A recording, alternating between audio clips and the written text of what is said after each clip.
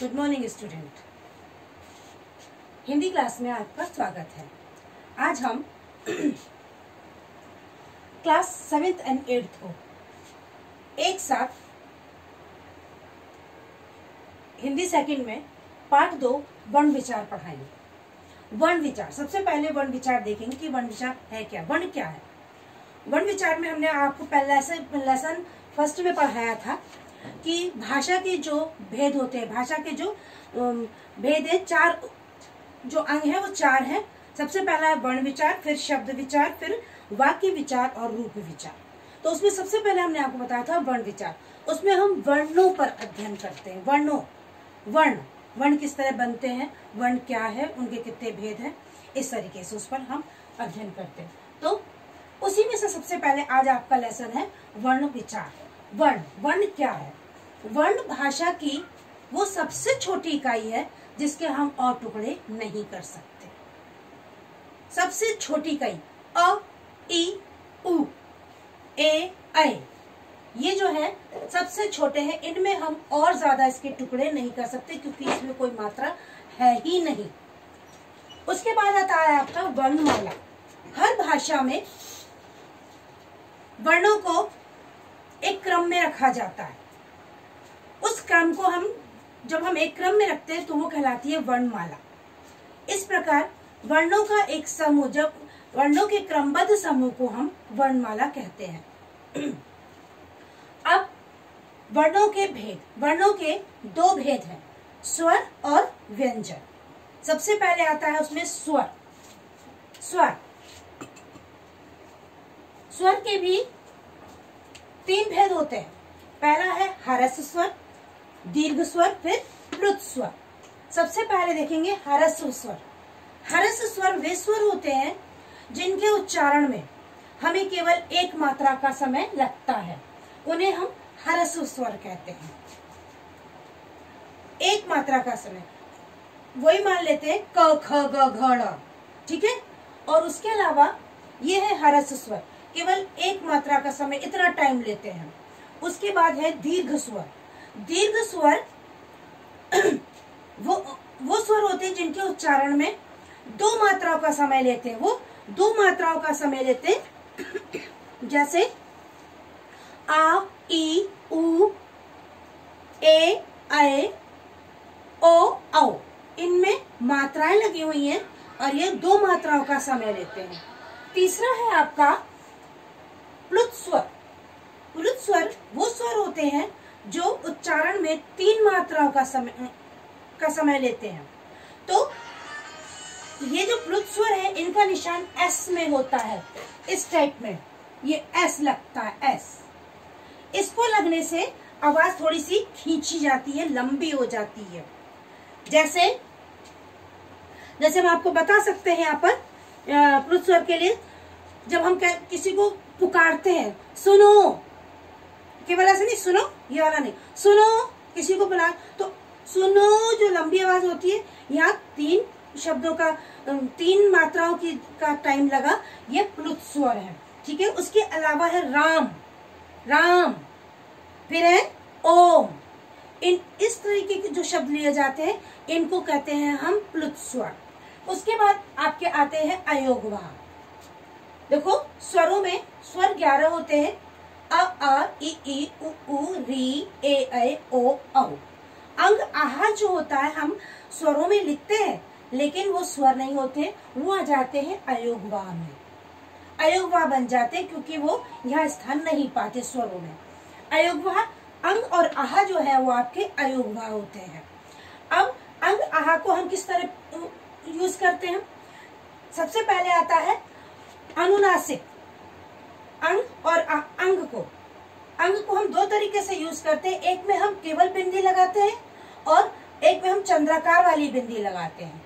तो अनुनासिक में हम शब्दों पर चंद्राकार वाली बिंदी लगाते हैं, अनुनासिक। जैसे दांत, आंख, चांद, इनमें चंद्राकार वाली बिंदी लगती है। और वही है अनुस्वार। और एक चीज और आती, अभी समझा, अनुस्वार हंस, इनमें शिरोमणि रेखा के ऊपर केवल एक बिंदी लगती है। इसमें शिरोमणि रेखा के ऊपर चंद्राकार में बिंदी लगती है।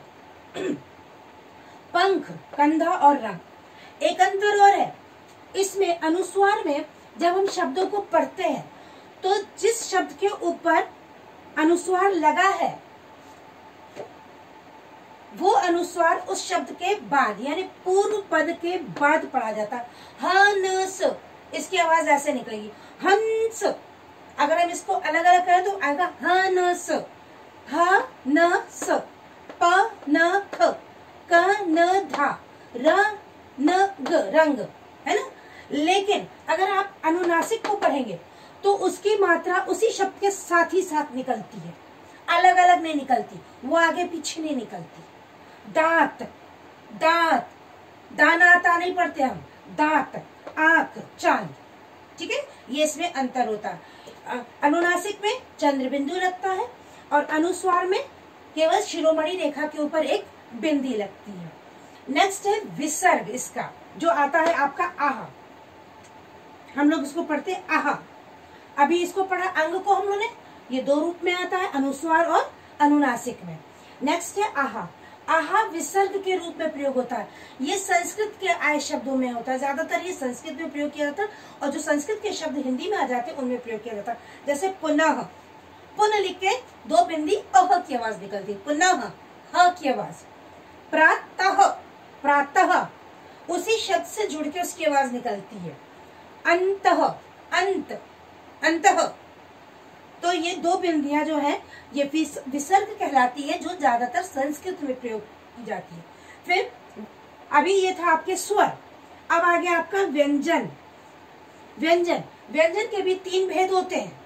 सबसे पहला है आपका स्पर्श व्यंजन। स्पर्श व्यंजन वो होते हैं जिनमें जो आपकी ये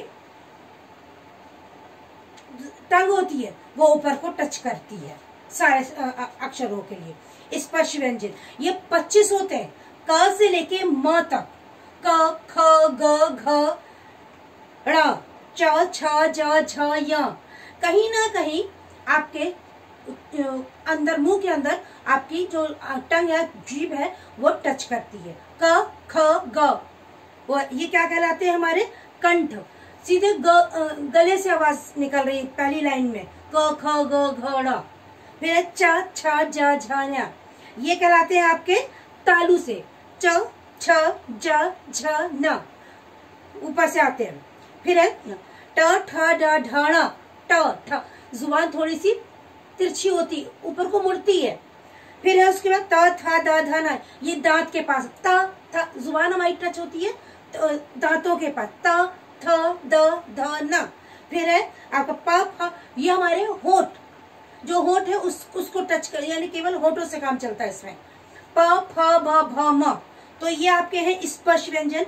और ये पूरे इनको 5 स्पर्श व्यंजन है, उनको 5 भागों में बांटा गया।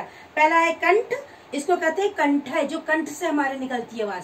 फिर है तालय और मूर्धन्य, दंत और ओष्ठ है। इस हर लाइन को एक एक भाग में बांटा गया, इनके 5 भाग हैं। फिर आपका आता है अंतःस्था। अंतःस्था का मतलब होता है बीच में। अंतःस्था आपके आते हैं य, र, ल, व, श। अंतःस्था व्यंजन जो है अंतःस्था का अर्थ है भीतर या बीच में स्थित। ये भीतर और बीच या बीच में स्थित होते हैं, य, र, ल, व, श, इन बीच में स्थित होती है टंग हमारी। इसमें जिन व्यंजनों का उच्चारण करते समय जीभ मुख के भीतर किसी भाग का पूरी तरह से स्पर्श नहीं करती है, उन्हें हम अंतःस्था व्यंजन कहते हैं। इसके उच्चारण में सांस का अवरोध बहुत कम लगता है। ये 4 है, य, र, ल, व, श। नेक्स्ट है आपके ऊष्म व्यंजन, जैसा कि है इसमें ये ऊष्म का मतलब होता है गर्म, ऊष्म का मतलब होता है गर्म। ये जिन व्यंजनों के उच्चारण में मुख से बाहर ऊष्मा निकलती प्रतीत होती है उन्हें ऊष्म व्यंजन कहते हैं। ये है आपके श, श, स, ह। फिर उसके बाद आपके आते हैं महाप्राण और अल्प प्राण। महाप्राण, इनमें वायु वही है, महाप्राण शब्द व्यंजन और अल्प प्राण व्यंजन। महाप्राण व्यंजनों में वायु जो है वो छोटी निकलती है, और इसमें आप जो हमारी ये है वर्णमाला होती है, इसके अक्षरों को हम लोग बांट देते हैं। जैसे अल्प प्राण छोटी आवाज निकलती है, जैसे है क ग ल च ज य ट ड ड़ त द न प ब म य र ल व। उसके अलावा है महाप्राण, इसमें वायु ज्यादा निकलती है, उच्चारण के समय वायु की मात्रा अधिक निकलती है, इन्हें महाप्राण व्यंजन कहते हैं। प्रत्येक वर्ग का दूसरे और चौथे वर्ण महाप्राण होते हैं, और अल्प प्राण होते हैं पहला, तीसरा और पांचवा। प्रत्येक जो आपका भी हमने बताया, जो आपकी इसमें स्पर्श व्यंजन में जो 5 लाइनें हैं, उसका पहला, तीसरा और पांचवा व्यंजन जो होता है वो अल्प प्राण होता है, और दूसरा और चौथा व्यंजन जो होता है वो महाप्राण होता है।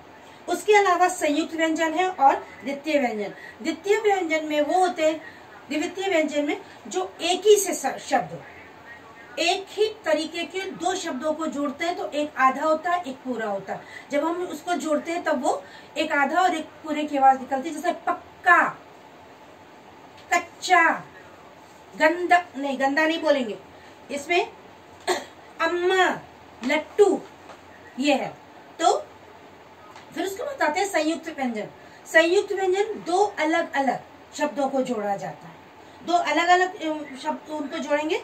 तो जैसे छा, अगर छा बनाएंगे हम तो क और श अ, इससे छा बनता है। त्रा, ता और रा को जोड़ेंगे तो त्रा बनेगा। फिर ज्ञा, ज य अ, ज्ञा बनता है, और श्रा अगर बनाएंगे हम तो और श और रा बनता है। यह आपका पाठ था छोटे, ठीक है। शॉर्ट में इसके क्वेश्चन आंसर हम आपको रिटन देंगे। ओके, अभी इतना, आगे दूसरे पार्ट में। बाय।